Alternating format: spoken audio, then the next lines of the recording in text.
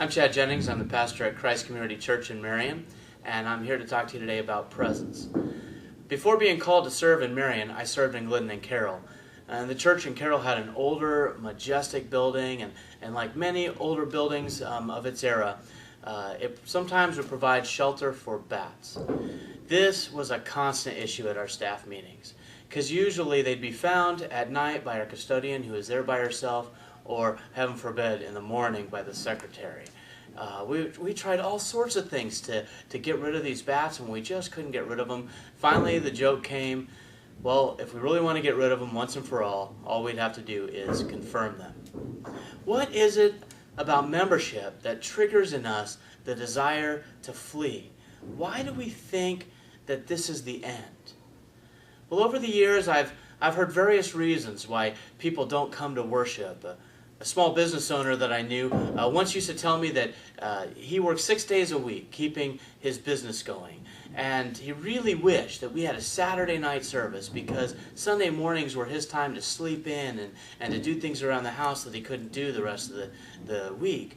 But Saturday he would come.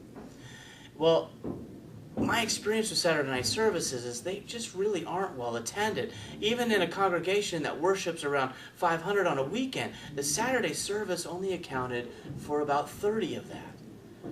Well, that's too bad, he said, because I sleep in on Sunday, and he must be a good sleeper because worship started at like 10:30. But it tells me that we're busy people. Besides our own schedules, we have our spouses' schedules, our kids' schedules, vying for our time. We need a break, and sometimes Sunday isn't even open for a break, especially if your kids are in sports that more and more take a chunk of the Sunday morning schedule. Isn't it comforting that Psalm 139 says that we can never escape God's presence, that no matter where we are, God is with us? Why do we even need to go to church then? Can't we worship on the golf course or in nature or on the basketball court? Well, I don't know about you, but when I hear that logic, I cringe. We know in our souls that we have a deep need to worship God in the presence of others. Psalm 109:30 says, "With my mouth I will greatly extol the Lord.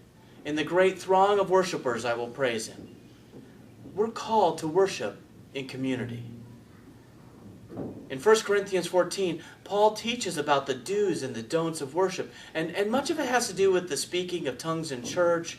And Paul isn't in favor of it because Paul sees community worship as a place that speaks to people for their strengthening, encouraging, and comfort. Things are easier together. This life was never meant to be lived alone. We're made for community, for family, for church. Burdens, pains, joys, concerns, thanksgiving, adoration, prayer, songs.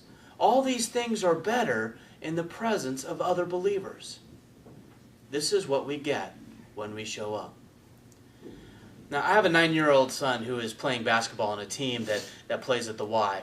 And Nathan is learning a lot through this experience. One of the things that he's learning is that the coach wants him to be at every practice. If he misses a practice, he has to sit for the first quarter. Now, what's wrong with missing one practice? Well, if he misses a practice, then he isn't on the same page as the rest of the team. He doesn't know the new plays. He doesn't know the timing. He doesn't get to hear the coach's instructions that improve the play of everyone else. He shows up for every practice. And he shows up at least a half an hour early to every game.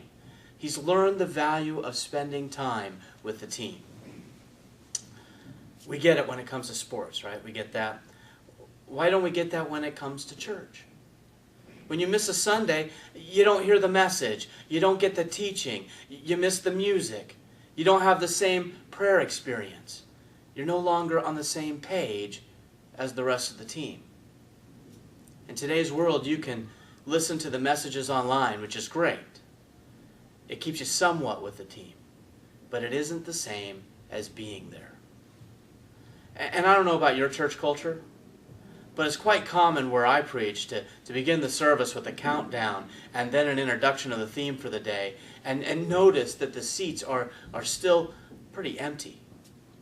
But when I look up during the first song, the seats are full. People come just in time. I don't get that either. We show up early to tailgate, or to find a good seat at the movies, or to get the kids to their games, but we show up for worship just in time. Just like we do maybe at work. Just in time to punch in the clock without being counted late. Shouldn't we want to worship God so much? We've been looking forward to it all week that we get there a long time before it begins. What does it say to the world about the value of the church in your life if you don't make every effort and pour every ounce of desire that you have into the life of the church? Can you really make the case that Jesus is someone that you need in your life if you don't worship Him as often as you can? Can you really convince someone who doesn't believe that church makes a difference in your life if you don't show up?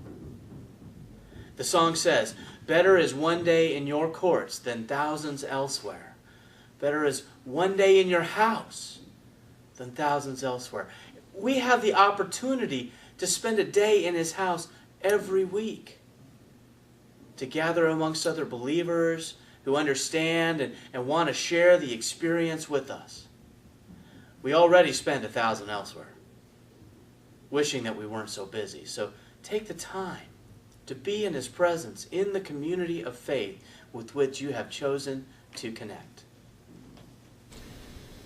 Chad, I really thank you for your insights, and I just wanted to add a little bit of how important I feel it is to give the gift of our presence to a lot of the activities in church outside of worship as well. Our presence in Sunday school where we can learn, our presence in small groups like we're facilitating right now. All of these things are part of increasing our maturity as Christians. Yeah, for me, I guess it just shows a lot about priorities and really about where your heart is at. If you're not willing to meet with people, to meet with God on even a couple hours a week, it really is kind of a small a segment of our week, and a lot of people aren't willing to do that. I guess it shows where our priorities are at. I said something about not showing up until the first song, middle You know of the first what? song. That takes a 2x4 to my people. It got so bad one time that I sat and counted. And after worship started, 30% of our people in attendance that day came after the worship started. I would say we usually have 30% in the seats. And then once the song, and we even do like a prelude before, and I start speaking. And then the first song happens. People pour in that first song. Yeah. I understand people who say, well, I do my worshiping out in the fields when I'm hunting on Sunday mornings. And yet, I also heard a quote once that stuck with me throughout, and that is, a Christian without a church is an orphan. And Christianity, in and of itself, is relational, right down to the very core of its nature. And how can you be in relation if you're not present? Well, it was never meant to be solitary. Even Jesus wasn't solitary, right? Yeah. And sure, you can find God in nature, you can find God in the midst of all that, and I hope that happens for people, but it doesn't replace the corporate worship that happens every week. Yeah, every time I think of that statement that you were just talking about, I think of the Waltons. John Walton always used to go up to the mountain and have his time with God. He wouldn't go to church on Sunday. But I'm like, oh, come on. Like, even as a child watching that show, I knew there was something wrong with that. Like, I just don't understand. I can understand connecting with God in nature. because I've done it. You know, there was once when I went skiing in Colorado. You stand on top of that mountain, you worship God. You know, that's something majestic about that. But I was also wanting to share that experience with other people. I think passion and presence go hand in hand. The more you care about someone, the more you want to be with them. And one of my heart's desires is to increase people's passion for the Lord. And that's one of the reasons we're doing this study.